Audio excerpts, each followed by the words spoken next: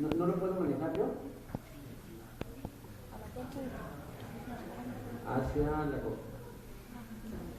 Gracias. Bien, entonces olvidemos un rato de las encuestas. Vamos a ver el ambiente político. Imagínense esto en México. Les voy a dibujar en México, a la mejor ustedes estaban naciendo en 1991. Y en cada estado les voy a dibujar en 1991 qué partido ganó cada estado. Y entonces vean, el color azul son los estados que ganó el PAN. El color amarillo es los estados que ganó el PRD. El rojo es el partido que ganó el PRI. No, ese era cuando ustedes más o menos iniciaban en la vida, en 1991, así estaba México, así se votaba. 3 años después de la siguiente elección federal, entonces así está el país, ¿no? Vean el cambio, el cambio en el país 94. Y en 97, de repente el país ya empieza a ser un mosaico. ¿Qué pasó entre el 94 y 97 como para que el país cambiara de ser totalmente de un color monocromático a ser ya empezar a ser un mosaico? Muy fácil, una crisis económica. O sea, el IVA subió del 10 al 15%, ustedes estaban bebés, no sentían en la compra de eso, hubo Fobaproa, nace el Barzón, una gran crisis política. En ese momento empieza a salir el PRI. El PRI no lo sacan en 2000, el PRI lo sacan en 97. En esa elección del 97, el PRI pierde el Congreso.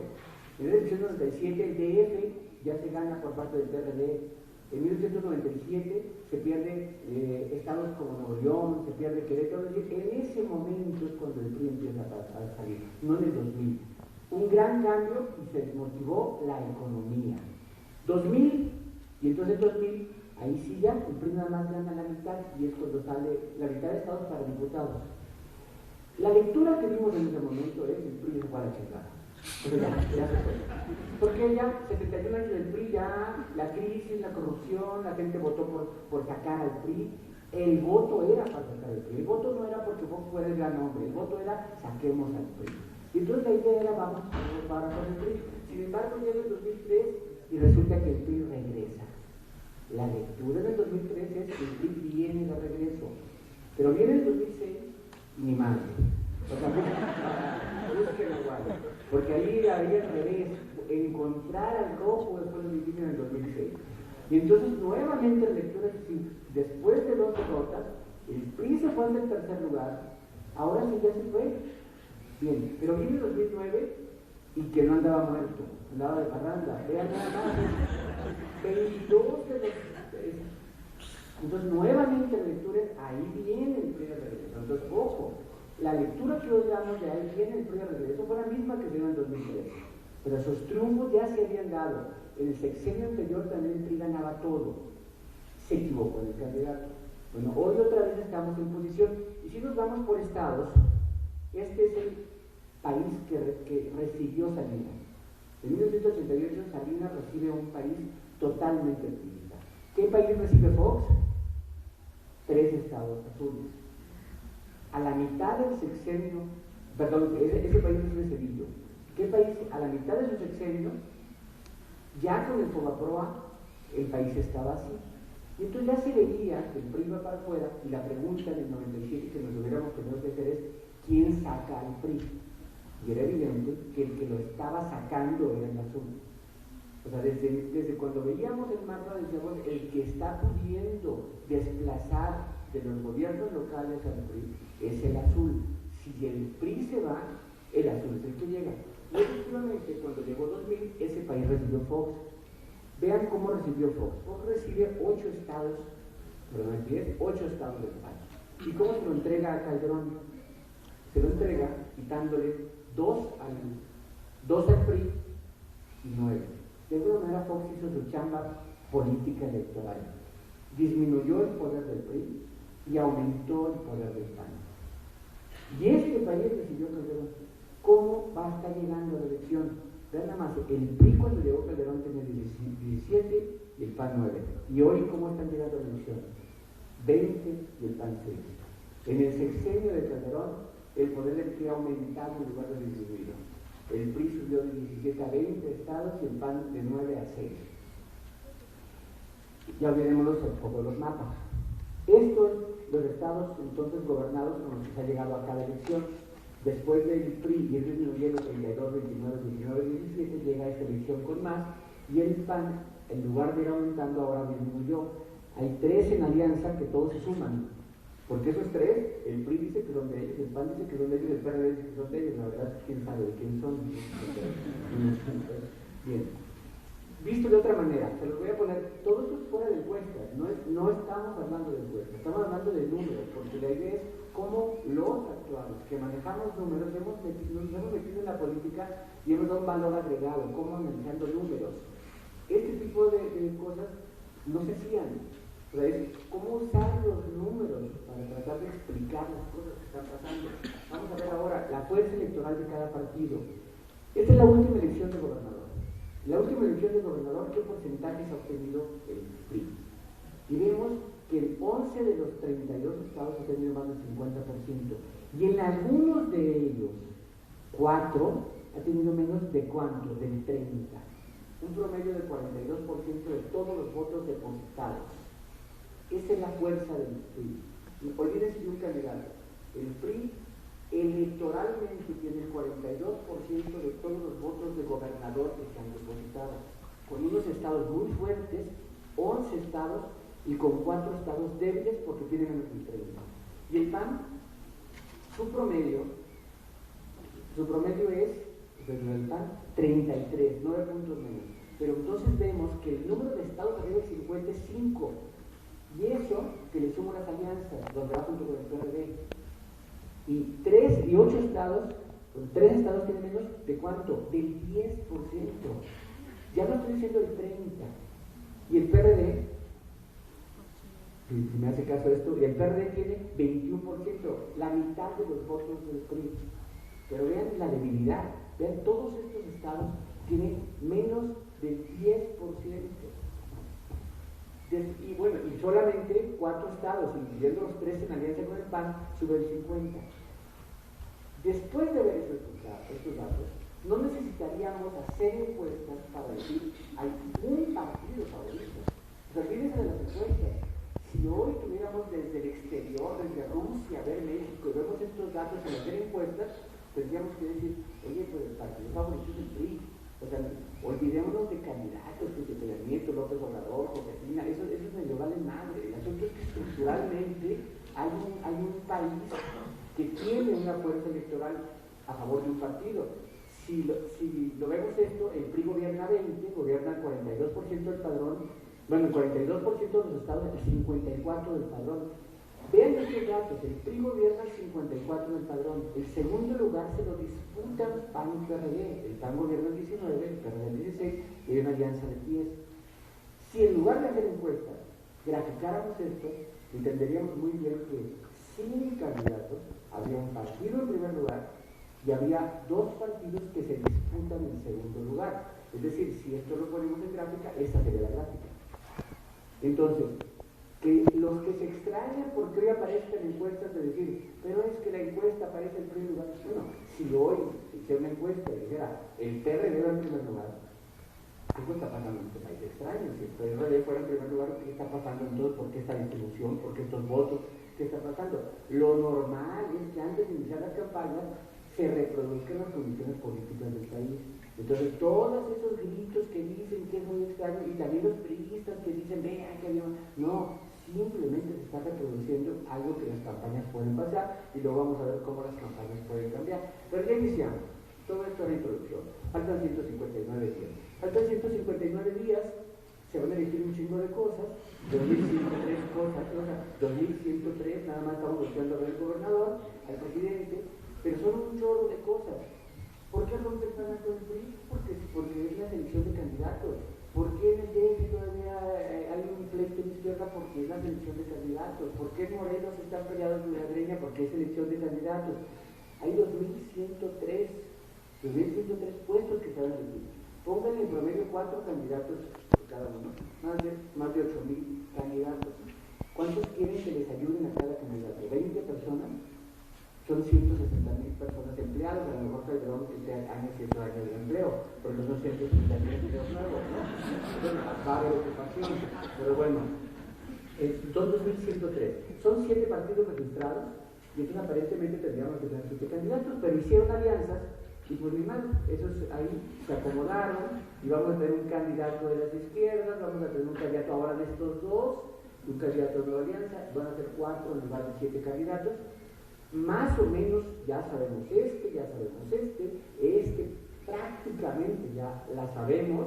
Aquí no tenemos la más remota idea, porque Nueva Alianza, que ustedes van a lo mejor lo toman en cuenta porque no tienen tampoco idea de qué pueden ser. Entonces ahí se apunten. El contexto, ¿con qué país vamos a llegar a la elección? Primero, un país en donde el presidente está mal evaluado. Sus 3 primeros años su evaluación fue del orden del 60%, su 4º año empezó a bajar, su 5º año baja, y a partir de todo el 5º año ya su evaluación está en la mitad de la población polarizada, la mitad lo aprueba y la mitad lo desaprueba. ¿En qué momento empieza a bajar? Porque en su 4º año baja, y es un fenómeno electoral. Sus 3 primeros años se mantiene arriba del 60 porque se mantiene amigo de los priistas, es colega de los priistas. Los priistas le ayudan a sacar la aprobación de reformas, él no se lanza contra los priistas, y a partir del 4º año se hacen las alianzas electorales. Y las alianzas electorales ya lo enfrenta directamente contra todo aquel simpatizante priista, y el simpatizante priista empieza a retirar el apoyo. Este asunto electoral lo ha hecho bajar. Y este año es todavía más difícil para el presidente, porque es un año donde la inseguridad no se va a mover, donde la economía nos puede pegar, donde electoralmente todos nos van a pegar a Calderón, donde la ley electoral hace que no pueda defenderse porque 180 días tiene que salirse del aire. Entonces él va a estar en peligro incluso de bajar su aprobación, a menos que gobierne también, que nos vaya a toda madre, y entonces votaremos por él otra vez. Bueno, la inseguridad es el único problema que ha subido, o sea, es lo más mencionado en la inseguridad. Entonces, presidente mal evaluado, sentimiento de inseguridad y de crisis, para ir más o menos rápido. Poco interés en la política. Miren, esto pasó en 2006. En 2006, cuando estaba la elección de López Obrador, el 19% de los ciudadanos se decía interesado en la política. Hoy solamente el 10%. ¿No? Solamente el 10%, y entre ellos no sé si todos ustedes estén, a lo mejor ustedes están por pasar la materia, pero no todos, pero es muy poco interés en política, somos muy pocos los que estamos metidos en ese tema y creemos que eso es el mundo, ¿no? El mundo hay que salir a comer, hay que salir a trabajar, hay que salir a que no lo asalten a uno, la gente le está valiendo mal en la política, eso es la verdad, solamente el 10% está interesado en política. El IFE, esta es la confianza en el IFE, vean esto que es lo que mucha confianza en el IFE. Ya en 2006 llegó una confianza de la tercera parte de la población. Ya en 2009, con toda la reforma, tumbaron al consejo, llegó con baja. Hoy está más baja todavía. Imagínense esa confianza en el IFE y otra elección como la de 2006 con 0.56 de diferencia. ¿Quién sabe cómo acaba? O sea, hoy no se tiene mucha confianza en la autoridad electoral y hay que tratar de subir la confianza de la autoridad electoral. Y por último, un país polarizado. Los panistas dicen que vamos a toda madre. Y el no ser panista prácticamente es no voy bien. Como si viviéramos en países distintos, como si los asaltantes preguntaran antes de la identidad partidista, antes de ¿no? O sea, los asaltan por igual a todos los balazos. O sea, sin embargo, los panistas dicen, no, esto está toda madre, ¿no? Y los que no son panistas dicen, no, esto está de la chingada. O sea, no hay un término medio, está polarizado electoralmente. La identidad te define la forma en que ves a México. Y esta es una polarización de la que voy a hablar al final. Bien, esto hace que el país esté medio gozoso. ¿Cuál es el destino entonces del país? A 159 días, no sabemos qué vaya a pasar, hay crisis, quién sabe qué vaya a ganar, cómo van a reaccionar los partidos políticos. Así que entonces empecemos a ver. Los aspirantes, rápidamente, 3. En el PAN. En el PAN parece que ya hay cuatro lugares. O sea, Josefina, en un año se los fregó. En un año se empezó a recorrer el país, en un año jugando al medio, sin ser opositora, sin ser aplaudidora, le ha ganado al opositor y al aplaudidor. De manera que hoy Josefina parece ser que ya es la candidata y el 5 de febrero lo sabremos.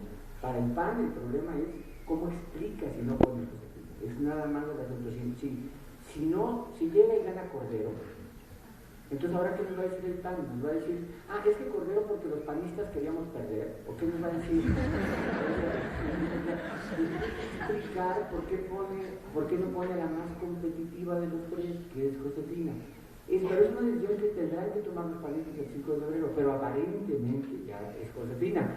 No sería la primera mujer candidata, sería la sexta elección en donde hay una candidata. De hecho, prácticamente de las últimas 6 elecciones, la única en donde no ha habido candidata creo fue en 2000 fue la única, pero en todas ha habido una mujer, ¿no? Marcela Navarro ha sido 2 veces, Cecilia Soto, Patricia Mercado, ¿no? Sí ha habido mujeres. Pero bueno, Rosario Ibarra, que son 5 y esta sería la 6ª vez, pero sería la primera vez que iría por un partido grandote. En el PRI, esta es la imagen del PRI. Sí, la imagen. Esta es la imagen positiva y esta es la imagen negativa. Hoy, por cierto, hoy está la actualización, hoy a las 3 de la tarde en mi página está la actualización. Este es el famoso efecto de diciembre, que de repente todos querían, no, mentiras, que solo 3 puntos, y creo que perdieron una gran oportunidad los que estaban esperando la bajada de Peña Nieto, perdieron una gran oportunidad de cantarla. ¿Por qué? Construcción de 5 años de candidatura, 5 años de hacer la construcción de un candidato, y querían que se acabara, porque no se daba el nombre de 3 libros. No saben lo que es la opinión pública, no se mueve así la opinión pública. La gente no amanece pensando una cosa y se duerme, ya cambié, ¿no? 3 puntos son 2.300.000 personas que cambiaron de opinión. ¿No? O sea, son muchísimas personas. 3 puntos es el máximo daño que le hicieron a un candidato como López Obrador, es el máximo daño. Entre marzo y abril bajó 3 puntos, cuando le llenaron de spots negativos, acusándolo de intolerante, acusándolo de que es un peligro para México, acusándolo de cállate Chichalaca, y además no fue al debate. O sea, no ir al debate es equivalente a no ser candidato. Un trending topic en redes sociales es equivalente a millones de spots a la cadena nacional, no son equivalentes, y querían que esto valiera más de los 3 puntos que le pegaron en su máximo momento.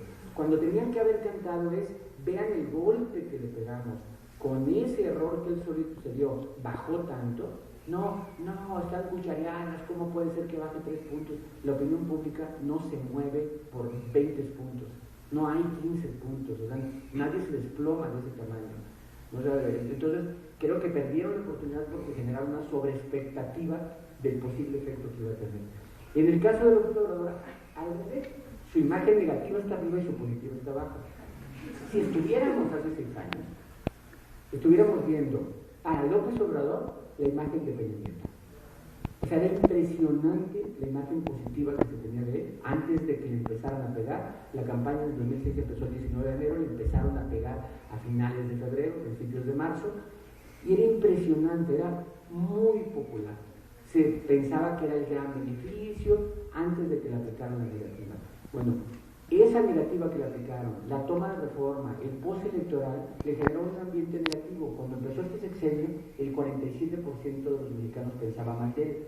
Poco a poco ha ido bajando sus negativos, de manera que hoy tiene el 30% de negativos, y más o menos ahí se ha estacionado. Yo creo que uno de sus retos es que no se incrementen sus negativos, porque todo ese 47% que pensaba mal de él, en cualquier momento empiezan campañas para reactivar esa negatividad que se tenía hacia él. Bueno, él está en campaña, por eso la República Amorosa, por eso el Amor y Paz, por eso hay lugar en el cielo para todos, por eso todo ese tipo de cosas.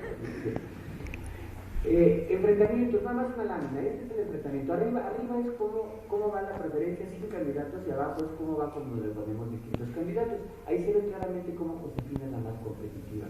De hecho, de inicio, Josefina es la única que iniciaría peleando bien en segundo lugar. Cordero iniciaría abajo de López Obrador, Tri iniciaría igual a López Obrador, y Josefina es la única que iniciaría arriba. ¿Qué es lo que tiene Josefina que no tienen los demás? Y lo van a poder ver si entran a la página. Josefina tiene 4 puntos más de mujeres. O sea, el ser mujer le otorga 4 puntos más que no le dan los hombres. El solo hecho de ser mujer, sin ella argumentar, porque no pide un voto femenino, pero el solo hecho de presentarse como una mujer en la boleta le genera un voto femenino que vale 4 puntos en las mujeres, y eso es lo que le genera cierta ventaja.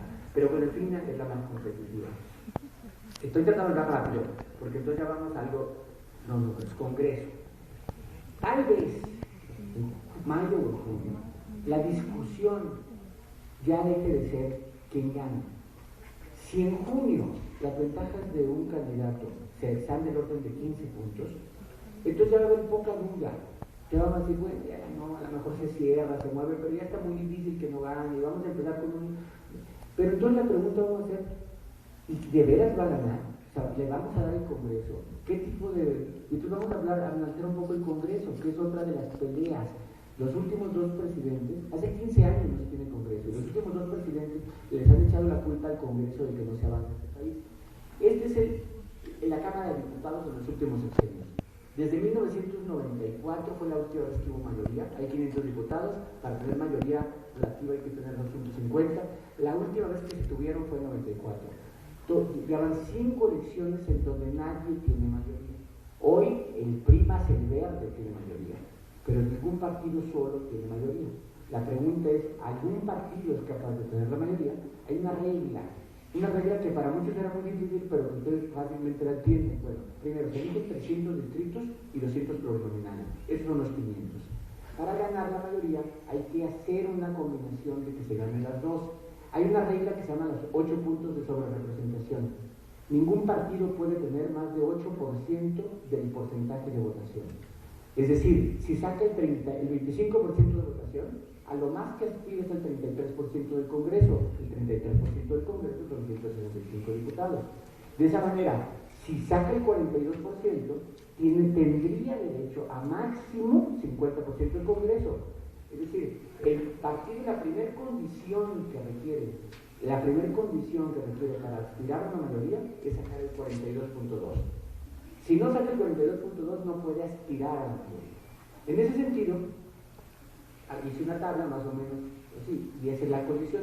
Si saca el 42.2, menos ya no se puede, requiere ganar 167 distritos. Entonces requiere ganar suficiente número de distritos y sacar suficiente número de participación, y a partir de esas combinaciones es cuando empieza a tener mayoría. La pregunta es, ¿algún partido puede ganar este porcentaje y sacar estos distritos? Y entonces vemos, por ejemplo, los distritos ganados en las últimas elecciones. El único partido que ha estado cerca de esos números de 167 distritos es el PRI, que ganó en 2009 188 distritos. O sea, distritos no le faltaban en el 88, le faltó porcentaje de votación. ¿Con qué porcentaje ganó esos 188? Con el 39%, ganó 188 distritos. Ojo, estoy hablando de números aplicados a la política, no es nada de la grilla, del que les prometo crear empleos, esos números que han salido de las elecciones. Aquí entonces la primera conclusión que tendríamos que sacar es que si el PRI lograra sacar el 42.2, no tendría dificultad en ganar suficientes distritos. Entonces sí hay un partido en posibilidad de mayoría. ¿Qué tendría que pasar? Que supere el 42.2% de la votación. ¿Y cómo está ahorita? Pues está arriba. Senadores. Senadores son 124 senadores. Se requieren 60, no, son 128 senadores. 65 para tener la mayoría. Nadie la ha tenido nuevamente, nadie ha tenido desde el periodo 97-2000. A partir de aquí ya nadie tiene 65 senadores.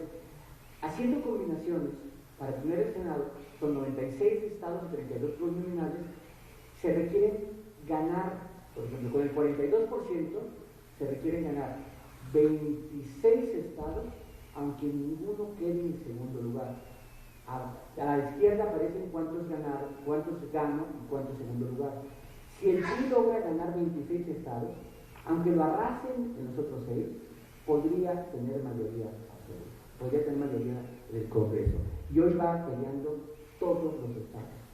En todos los estados, hasta en el DF, pelea el primero o el segundo lugar. En ningún estado en tercer lugar. Quiere decir que hoy el PRI nuevamente aparece en tercer lugar. Ya vamos a terminar rápidamente. Cosas públicas, olvídense de la mía. Estas son las publicadas. En la interna del PAN es un hecho, no es nada más de encuesta, prácticamente todas ponen muy arriba a Josefina, la que menos puntos le da 15 puntos, es muy difícil que Josefina no sea, además no se ha equivocado, en el debate no le fue nada bien porque no fue un debate, fue un foro, ¿no? Pues, dice, no, anuncia el PAN un debate, vamos a ver el segundo, ¿no? Pero anuncia un PAN un debate, llegan separados, no se hablan, no se dirigen la palabra, salen separados. ¿Qué debatieron? Pues nada, o sea, no se hablaron entre ellos, no se aunque sea que se saluden, ni se escucharon.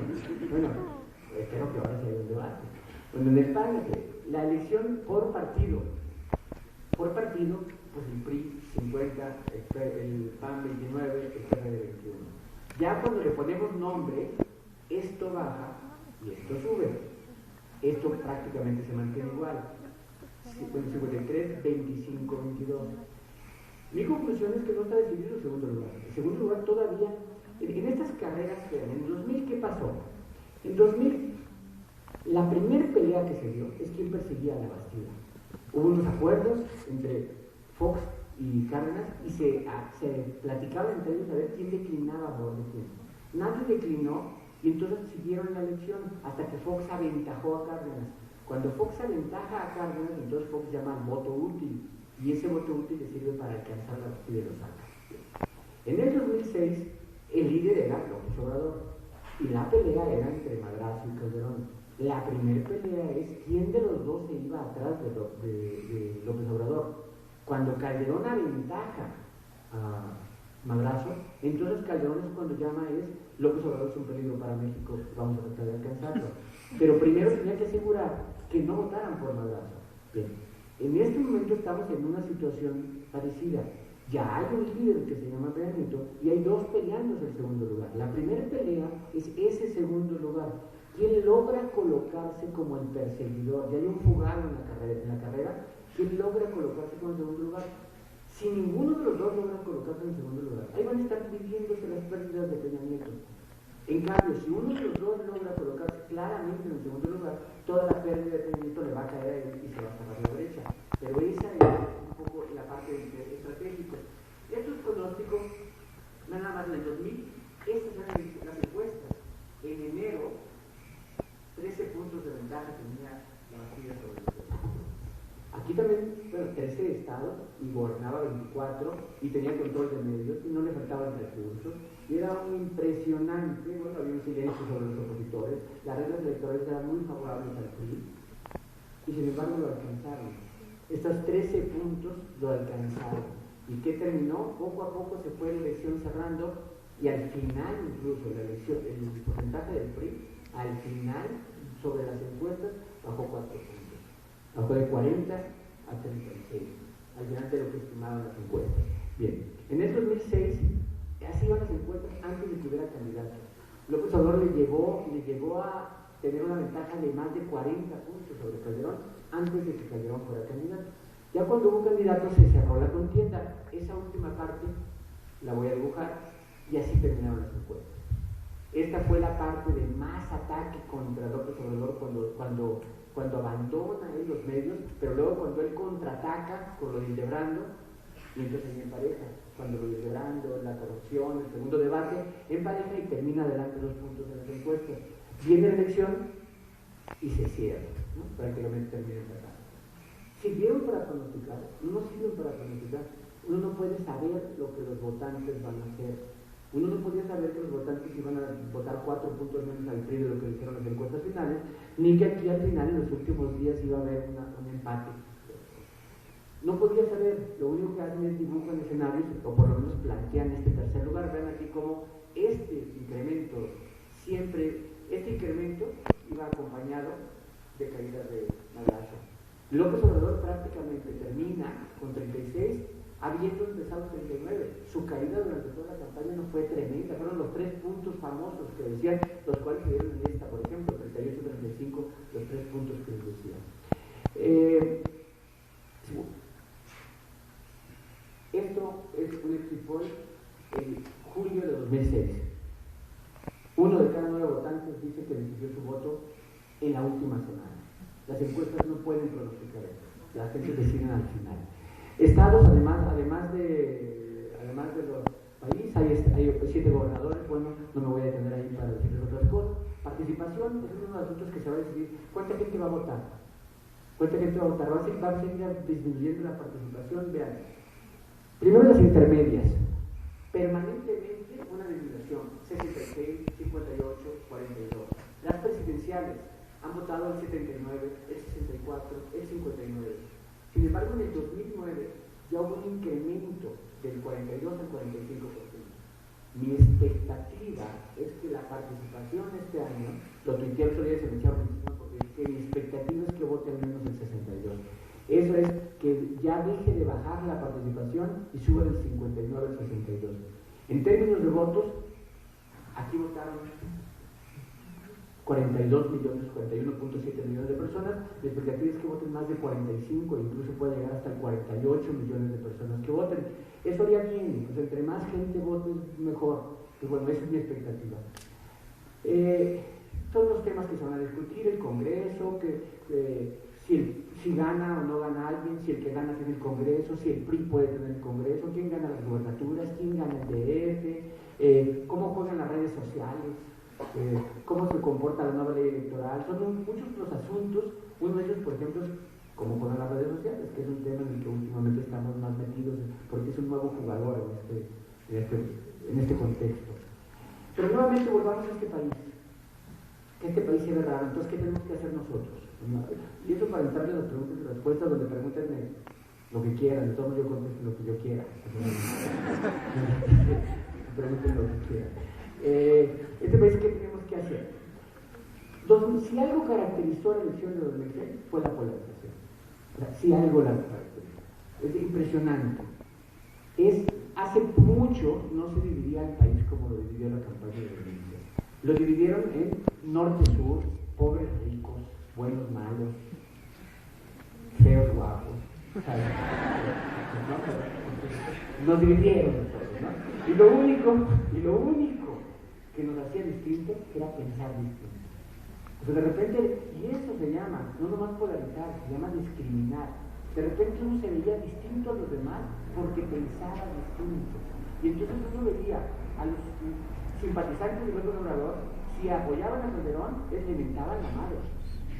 Y a los simpatizantes de Calderón, si apoyaban al PG, le decían, pero de qué se iba a morir. Y lo único que hacían era pensar distinto. A lo mejor todos le iban al Cruz Azul, como es normal, pero todos pensaban distinto. Y entonces, esa polarización de 2016 ya nada más, 16 estados de no PAN, 16 estados de no PRD. A ese nivel de división. Vean, norte-sur. Dividió al país. Y esa división no ha terminado. Existe todavía. O sea, digamos, ya pasó, no, todavía se odian. Y todavía cuando uno entra en las redes sociales ve los niveles de agresión y de odio que todavía existen. ¿Quiénes la generaron? La generaron los políticos. La generaron los políticos irresponsablemente. Porque luego ellos se dieron la mano y se fueron a hacer negocios. O sea, pero a la gente le dejaron enojada. Y mientras a la gente le dejaron dividida, esos políticos que estaban peleados, ahora los vemos comiendo juntos, en la foto juntos, dándose la mano y hasta haciendo negocios juntos. La generaron los políticos, nos la vendieron y nunca la solucionaron. La generaron ellos. Y entonces, ¿qué tenemos que hacer en 2012? En 2012 tenemos que cada uno de nosotros vivir la campaña intensamente y convencer a la gente que vote como nosotros creemos que debe votar. Hagamos campaña, salgamos y digamos hay que votar por este proyecto, hay que votar, pero hay que vivirla, hay que sentir la elección. Así es una democracia y cada elección renueva la esperanza de que las cosas van a ser mejores.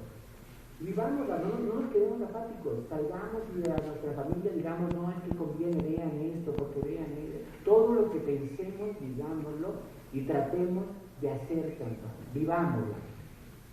Pero también, algo que no hicimos en el 2006, aceptemos que piensen distintos que nosotros. Platiquemos con los que piensan distintos que nosotros.